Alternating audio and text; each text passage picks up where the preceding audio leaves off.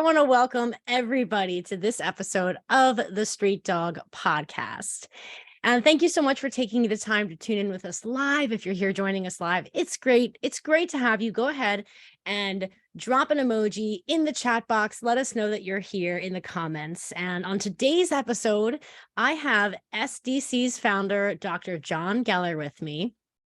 And my co-host for the day, Katrina Weschler, SDC's executive director, is also here with me. So I'm really excited. So today we're going to be talking about a bunch of things, right? But mostly we are going to be discussing the Street Dog Coalition's Operation Ukraine. In unbridled collaboration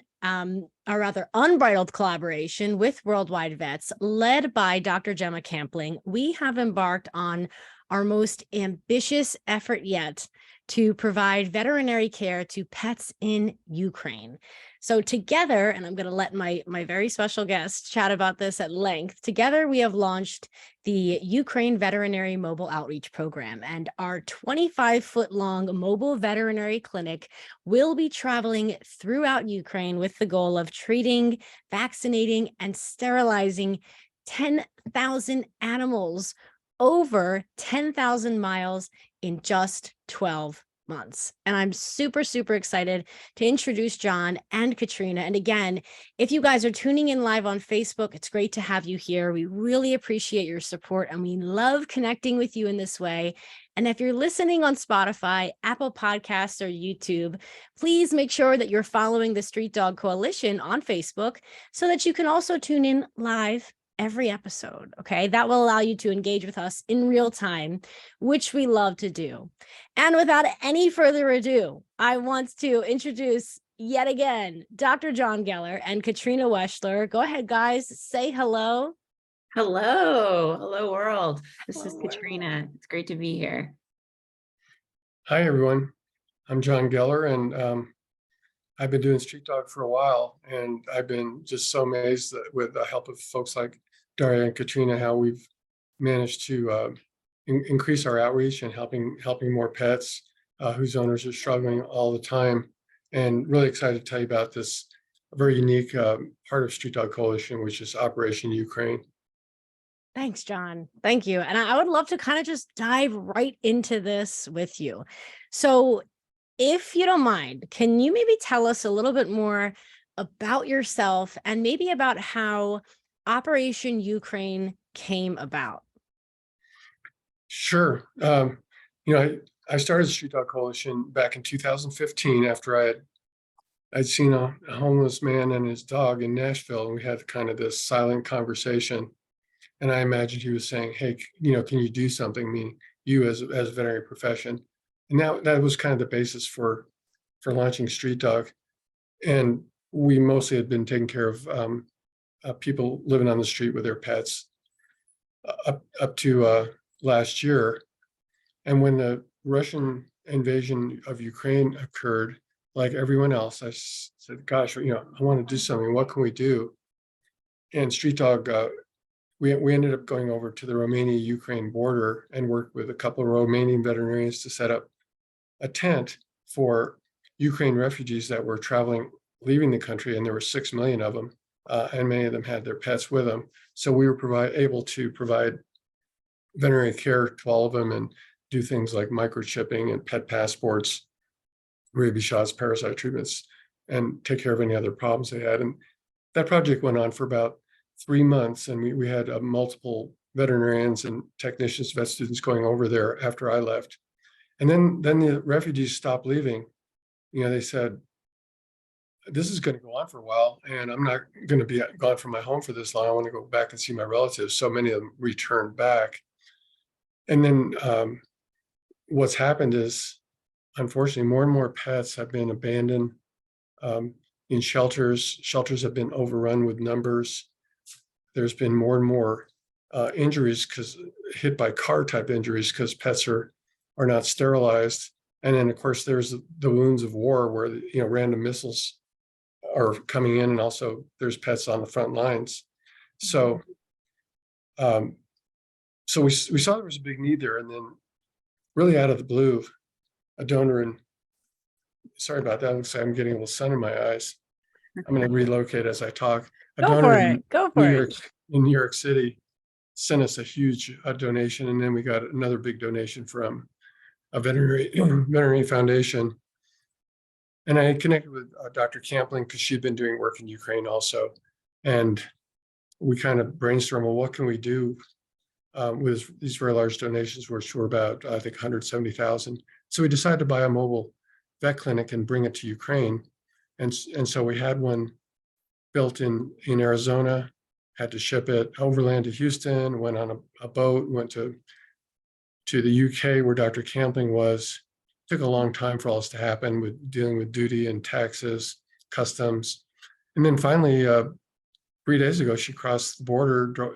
She had a brand new truck that pulled this thing, and she crossed the border into Ukraine, and is currently set up near a shelter in Lviv where there's hundreds of dogs and cats and horses that need care. So we're taking care of all three of those species.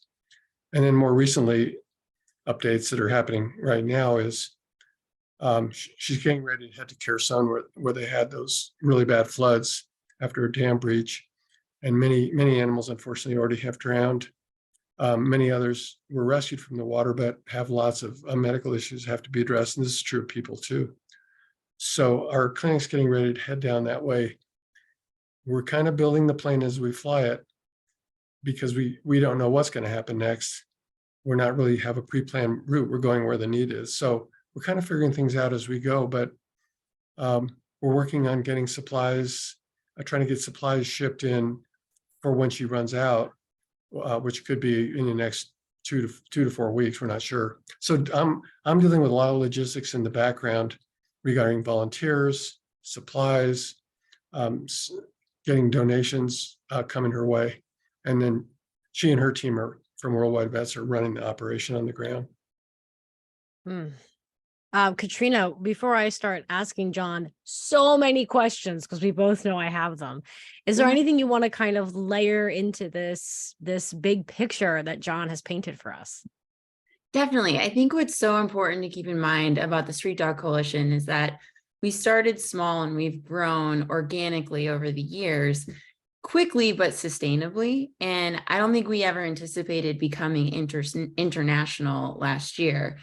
But when the need arose, we rose to the occasion. And, it's actually Jon's wife who said, Jon, we need to do something. So I love that. And Jon sprung into action with a little nudge from his partner in crime. I want to say, too, that because Street Dog Coalition is small, like we are a small but mighty staff, but a large organization with so many incredible volunteers, that I think the saying is you can't control the winds, but you can adjust the sails. And Street Dog is nimble enough that we can adjust the sails. And that's exactly what we've been doing with Operation Ukraine. We did not anticipate this being a program of ours last year, but we quickly made the decision that this is what we needed to do. And the money came in to fund it. And then incredible partnerships like the one we have with Worldwide Vets is making it possible for us to address the need wherever the need is. And this doesn't take away from our core programs in the States, right? Like we're able to do this by layering it into our core programming. And I think, our values are the same, our core pillars are the same. What's different is just that we're inviting more people to join us, and that's great. So I'm impressed with the amount of support we've received for this program, kind of on such short notice because we didn't know this was going to happen necessarily, and the amount of partnerships and sponsors and donors that have come to support the ongoing work. It's not a one and done. We're seeing it through. I think that's really crucial to keep in mind. Yeah, thank you so much for sharing that with us, Katrina. And I really agree. I think that there is something to be said about an organization that has not only, the ability to kind of pivot in the way that we have pivoted in order to serve these individuals in Ukraine, but also just like the gall and the gumption to run toward a direction, in this world that everyone is seemingly trying to run away from. It almost feels like, Jon and Gemma and everyone who's a part of this effort, I almost feel like they're kind of like firefighters in a way, right? There is this there is this beautiful country that in a way is, in flames, and everyone is trying to run away. And a lot of people can't run away because they have these pets who aren't vaccinated or don't have the proper paperwork. And the Street Dog Coalition, I think, it's just remarkable that Jon and, our staff, like you said, in partnership with so many of these organizations, are moving toward this hellacious situation. And of course, this has been one of the most kind of televised conflicts and wars. And I'm curious to know, Jon, since you've really been there before, you've seen this devastation. Can you maybe tell us a little bit about, and you did touch on this, but just maybe kind of paint us a picture of how this ongoing war is affecting the lives of people in Ukraine, and maybe specifically, like, how is it affecting the lives of people that are just like me, that are just like you, that are just like Katrina, like people that are experiencing this displacement and homelessness, seemingly out of nowhere, right? I think that a lot of these individuals who, we are serving in the Ukraine would have never guessed in a million years that they would be displaced from their homes. So can you kind of maybe paint us a picture of what these individuals are navigating? Sure. I remember one of the first cases I saw earlier when we had our border tent clinic set up was a middle-aged fellow from Ukraine, but he had a beautiful Belgian Malinois, and they were so totally bonded. All he did was, we had a translator, a Croatian vet student translating, but all he wanted to do was talk about his dog and his amazing feats. And he was showing us videos of his dog swimming in the water with sticks, and kind of videos were going on for quite a while. And then he indicated to us that he was actually had run out of gas at the border. He had a white van, and that because he worked on a Russian fishing boat, and he had Russian credit cards, and all those Russian credit cards have been shut down by Western banks. So he had no money to buy gas to keep going. He was trying to join up with his family who were in France. And so we kind of did a collection jar. It was kind of an international village at this border station that just rose up impromptu. And we collected enough money for him to get gas. And then he ran out of gas again, and he called us, and we got him set up at Western Union, and he joined up with his family in France. So that was kind of it's the same story as the bond between people and their pets. It's kind of it's inseparable unless acted on by outside forces. And in this case, the outside forces are this war. There's so many kind of babushkas, which are grandmas in Ukraine. I'm sure you've seen pictures of them. They have kitties, many of them, and many of them have dogs. Number one, they refuse to leave. And number two, they refuse to let their pets go anywhere. So they're basically just sitting in their little apartments. Bombs might be going off and missiles hitting nearby, and they're just holding on to their pets.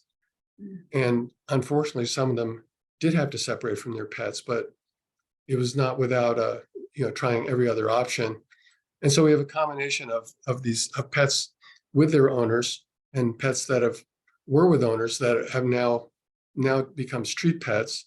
And in many cases, the owners are trying to relocate them. But we are still, our mission kind of involves working on, helping both ends of the leash. And we're definitely still doing that in this current situation. After we crossed the border 3 days ago and arrived at Lviv, the first case, as soon as we got there, people see this clinic from miles away. Someone came with a dog that was kind of collapsed and having seizures. And Gemma Campling, I just want to explain to you how well equipped our clinic is. She took it inside, examined the dog. She was able to do X-rays. She also had a portable ultrasound, a wireless ultrasound, so she could look at an iPad and look at her ultrasound and do some blood tests. And it turns out this dog had two bullets in him. And I will say these were not military bullets, because this dog would not have survived, a gunshot wound from a military weapon. But somehow had been shot, and now it was provided supportive care. Usually we don't take bullets out unless they're in a really bad place. And the dog's doing well now. So she just said, it's crazy. Cases are popping up from all over. And this is really a lesson in how to do things without a lot of advanced planning. And that's what Street Dog Coalition does. We just kind of go with what happens to try to make good decisions. And we're continuing to be challenged right now. Mhm. Yeah. Thanks for that, John. I saw images of that dog that you're Mhm. mentioning on social media. And I think that, I think so often, of course, I am not a vet, but I think so often as a medical care provider, whether you're a vet, whether you treat people, whether, you treat non-human animals, there is this, level of comfort that comes with going to the clinic every day or going to, a veterinary hospital every day. And I think that the way in which the Street Dog Coalition is kind of in this position where we can expect the unexpected, and we are leaning into the discomfort of not knowing. I think it really says a lot about not only the staff that we have, not only you and your work, but also the kind of supporters that we have as well, right? The people listening to this episode, to this podcast, because I know a lot of our supporters have been anonymously generous with their support, with their financial support, with their volunteer support for, Operation Ukraine. So it's just interesting to see how how our ability to pivot really quickly and be nimble really inspires and motivates, our volunteers and our donors to also learn more about what's going on in Ukraine, and try to support to the best of their abilities as well. Katrina, I'm sure you have something to layer into that. Oh, of course, of course. Yeah, I think I alluded to it earlier in the podcast that, when we were building our 2022 organizational budget, Operation Ukraine was not a line item. It didn't become a line item until March when our board approved adding it, and then donors quickly rose to the occasion to support it. And like you said, we had a lot of very generous anonymous supporters and also people making smaller gifts where they could. And that added up, and it allowed us to support this now mobile unit that's crossing the country with Worldwide Vets at the helm. And we've actually been making a t-shirt that is for sale, and it has our logo, Worldwide Vets logo, and SPCA logo on a van, a truck, a mobile vet unit, which if you want to support us, that's one way to do it. If you want to support Operation Ukraine, you can also check out our website. We appreciate any donations made on our website as well. This work truly is impossible without that financial backing.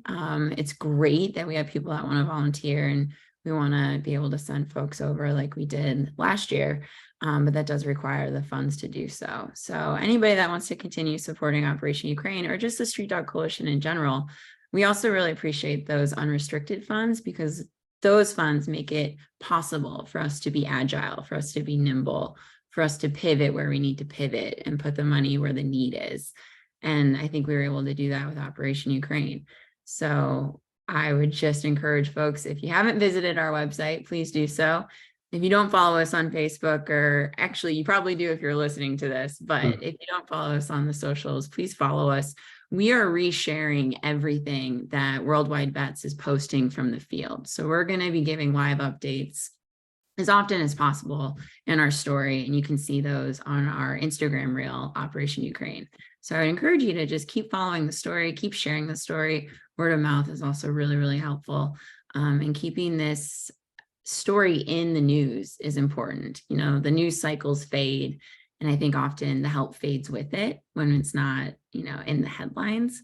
Yeah. So we're trying to keep it top of mind, and any little bit goes a long way. Yeah, it's amazing. I'm resisting the urge to ask John to talk about all of the sorrow, because I want to dim the lights, light a candle, and just cry, because I do watch the news and I do see what's going on, and it is absolutely horrible and horrifying. And I really think that, like I said earlier, a lot of people don't really consider the individuals in Ukraine that are experiencing this displacement as individuals experiencing homelessness, the way in which we're used to experiencing individuals experiencing homelessness here, stateside. So I think that, I always imagine myself in the place of the clients that we serve. But now I think in this situation that we're navigating with Ukraine, it feels, even though it's further away from me, it feels more real. It feels more, when I see these individuals, especially these old ladies with their cats, because I am not an old lady, but you'd think I was an old lady with a bunch of cats, given my lifestyle. I really, I'm laughing and joking now, but I feel this deep sorrow and deep connection. And I just think that a lot of other people feel that way too. I think a lot of other people see what's going on in Ukraine, want to do something, especially for these animals, because it's so hard to help, these individuals. Imagine how difficult it must be to help these animals on any given day, especially, at a period of time like this. So I think that just makes the work that we're doing even more remarkable. And maybe, Jon, you can help give, our audience a little bit of insight into I'm going to try to keep things positive. But maybe you can kind of share with us what some of the most rewarding experiences you've had while working on Operation Ukraine. What are some of these experiences? Have you encountered any surprises? What makes you feel like this is all worthwhile? Yeah, there's so many parts I didn't get into, but one, after the refugees had kind of come back in and we went into, I call kind of phase two, it quieted down, but we started bringing supplies into Ukraine, and some of the places we went were the local zoos. And in Ukraine, the cities of Odessa and Mykolaiv, they tried to keep the zoos open to keep a semblance of normalcy for the families that live there, and they could bring their children there. And so they were in pretty dire straits as far as supplies. So we were able to help them with supplies, but we ran into an elephant, 42 years old, that had a lame back leg. And I have video of it because I saw the video, because one of my veterinary friends was over there, and we had consulted with an elephant specialist in California and concocted up some pain medication that we could use long-term for this elephant, could be put in her food. And so we brought that pain medication over there, also the other meds, looked at some of the other animals, and apparently this elephant's still doing pretty well, and we have a supply chain set up so we can continue to keep it going. I was going to mention, and maybe just shift a little bit, but these acute needs are, some of them are planned, but some of them are unplanned. But one of the things I'm working on today has been helping Gemma recruit Ukraine veterinary nurses and Ukraine veterinarians to join our team now that we're going to Kharkiv. And we hope that, so we were collaborating with a small animal veterinary association in Ukraine to get a list of people interested. And we're going to pay them a salary and try to, it's going to help support indirectly, at least the local economy, by trying to fund, our funds will just kind of pass through and help support these veterinary nurses and veterinarians' families. And right now we're looking at, the monthly expense of doing that, of having a couple of people that are on payroll, so to speaking, and we probably have to hire a translator also. So that would be something that we knew that we'd have to deal with, but we weren't sure when, and we weren't sure if we could get some, and how many people we would need, and how, and we know roughly what it costs. I mean, our operational costs for that, including housing and so forth, are about $5,000 a month. So that's just an example of something that comes up that is going to be related to a financial piece, and inflow of funds to keep supporting what we're doing there. And who knows what's going to happen next, but that's the current situation. Heading for Kherson, hiring on a veterinary nurse and hopefully veterinarian, and getting set up for whatever we run into. That's awesome. I just want to say, talk about taking care of lives on both ends of the leash. I think that it's incredible. Of course, the work that we're doing to help these animals, of course, the work that we're doing to kind of preserve that human animal bond that, you know, these individuals who are navigating this experience are desperately clinging to as their only sense of normalcy.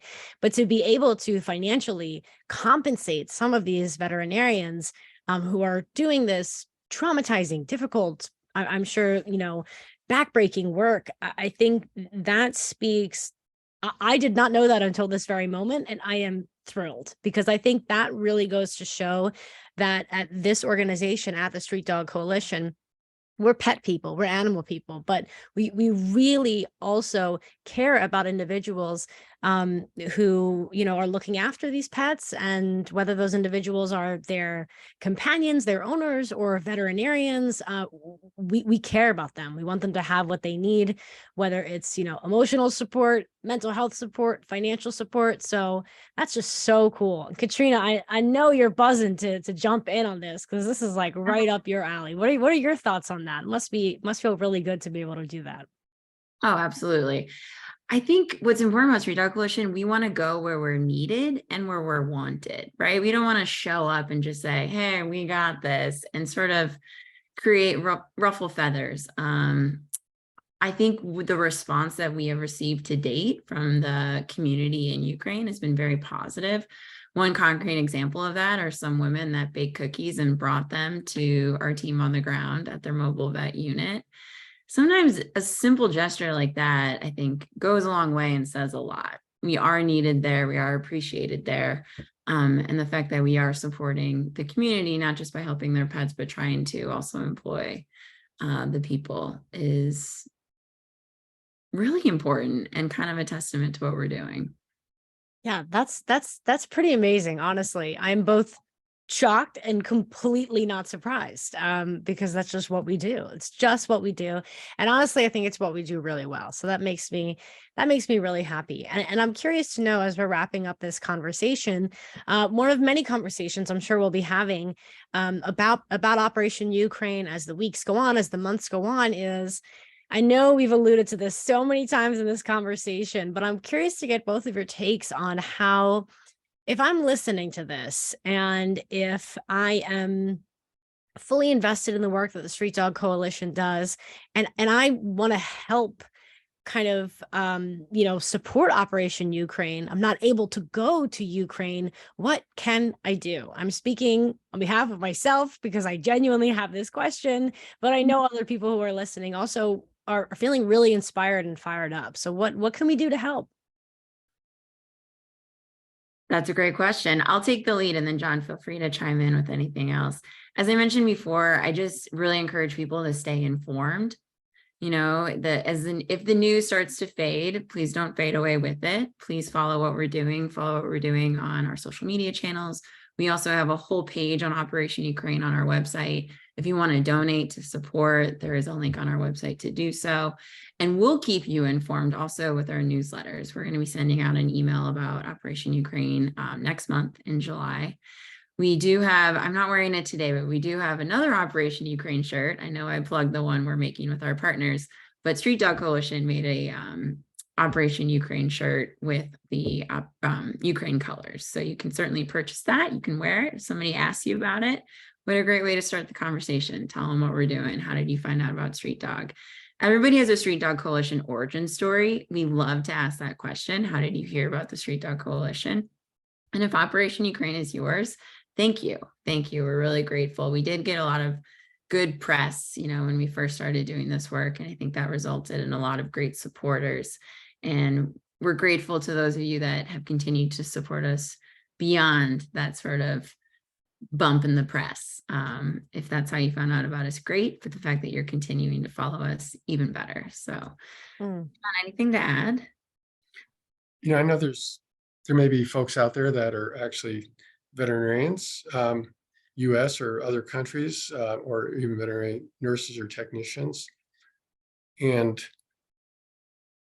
we are setting up a program for rotating volunteers, but you will, I'm being a little bit facetious here, you will have to get a permission slip from parents or your spouse or somebody, because there is definitely it's a high risk situation, but we are going to be bringing in volunteers from US. So we're not going to be paying them travel on their own nickel, and from US and from other countries. So we're getting ready to do that rotation. And, people have to do things like, they have to be qualified with surgical experience, but, they're going to have to guarantee their will is up to date. They're going to have to, take a DNA sample so that they could be identified later if they had to be. They're going to have to, make sure all their passwords and all their papers are in order, and have to have plans, for everything if something happens to them. So it's a pretty different kind of volunteer experience. But if anybody's out there, please get hold of us and put your name in the ring.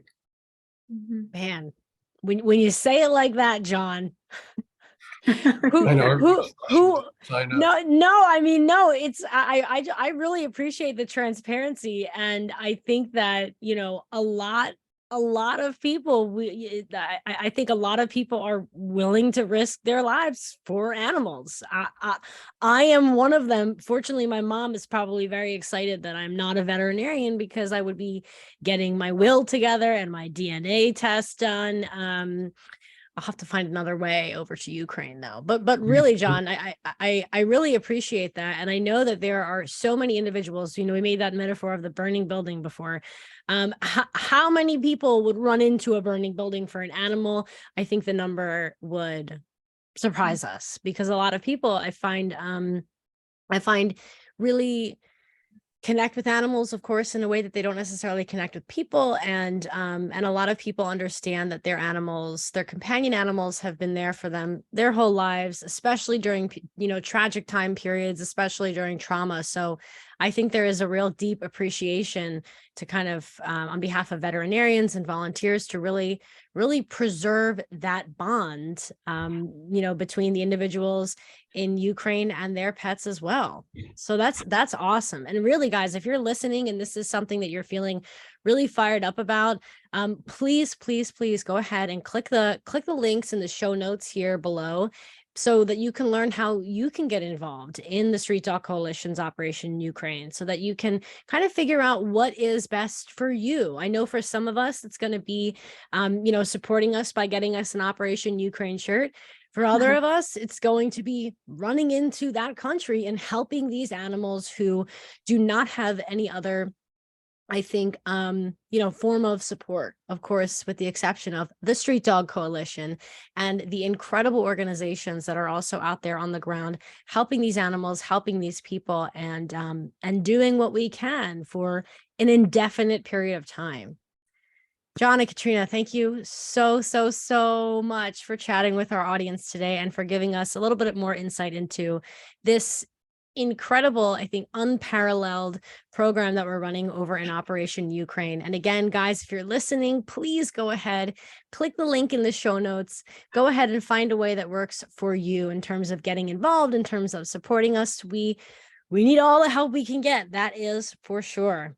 Thank you, Jon and Katrina, so much. I'm gonna let you guys go before I continue to ask you so many questions, because we both know I've got them. Daria, thank you. It's always good talking to you. Appreciate it. And Thanks, Jon. Katrina. Thanks Thank so you, much. Jon. Thank you. Take care. Have a good one. Bye, everyone.